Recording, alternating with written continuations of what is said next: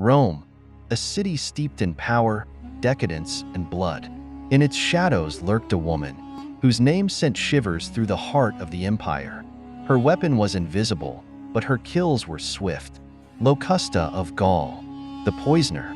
Her story begins far from Rome. In the conquered lands of Gaul, taken as a slave, she was dragged into the chaos of the empire. A prisoner, yes, but her skill with poisons would soon make her infamous. By 54 AD, Locusta was already imprisoned, convicted of murder by poison. But fate had a dark plan for her. Agrippina the Younger, the emperor's wife, needed someone skilled in silent death, and Locusta was the perfect choice. Agrippina sought Locusta's help to rid herself of her husband, Emperor Claudius. The poison needed to be subtle, undetectable.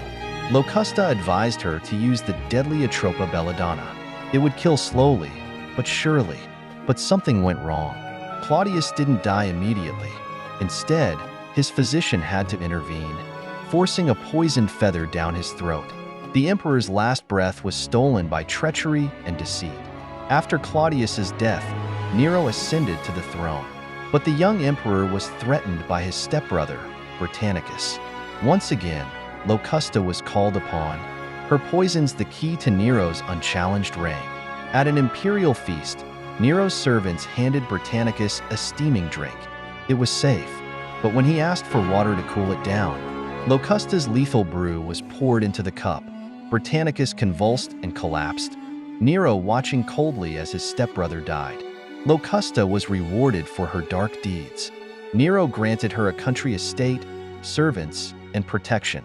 For a time, she thrived, even taking on students to teach her deadly craft.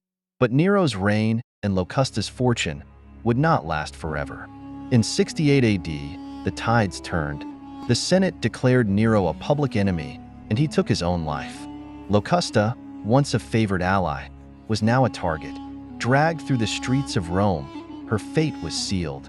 The poisoner met a brutal end. Locusta's name was etched into history, a symbol of treachery, poison, and fear. Was she truly the monster they made her out to be, or merely a pawn in the deadly games of Rome? We may never know. And so ends the story of Locusta, the poisoner of Rome, a figure lost to the shadows of history, but one whose tale still haunts the corridors of power.